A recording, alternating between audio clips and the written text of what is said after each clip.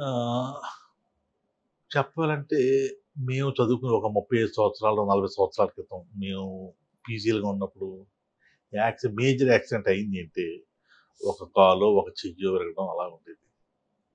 గడిచిన 2 దశాబ్దాల్లో కూడా చూసుకుంటుంటే యాక్సిడెంట్ అయింది అంటే కనీసం 4, 5 ఎముకలు ఇరిగొస్తున్నాయన్నమాట. హ్మ్.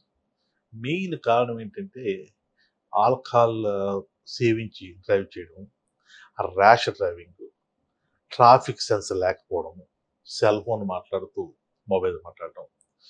Last but not least roads, bad roads and high velocity vehicles. అంటే ఈ చూడండి ఇయన్నీ కూడా టూ వీలర్స్ కూడా ఇప్పుడు 200, 350 సీసీ. హ్మ్. మా చిన్నప్పుడు ఏంటి ఒక లోనా, ఒక సువేగా అలా లేకపోతే ఒక వెస్పా ఇటువంటివి ఉండే ఆ రోజుల్లో. అవును. ఇప్పుడేంటి అన్నీ కూడా ఈ వెహికల్స్ పెద్ద పెద్ద vehicles two wheelers 350 CC, 500 CC అనమాట. హ్మ్. అవి ఏంటంటే యువత అనేది జోష్‌లో ఉంటారు. హ్మ్. నేను వాళ్ళతో పనిచేస్తే ఆ ఏజ్ అటువంటిది. హై లెవెల్స్ ఆఫ్ అడ్రినలిన్ అనమాట. మా చిన్నప్పుడు మేము కూడా అలాగే హ్మ్. స్పీడ్‌కెళ్తే బాగుంటుందని చెప్పి ఉండేది.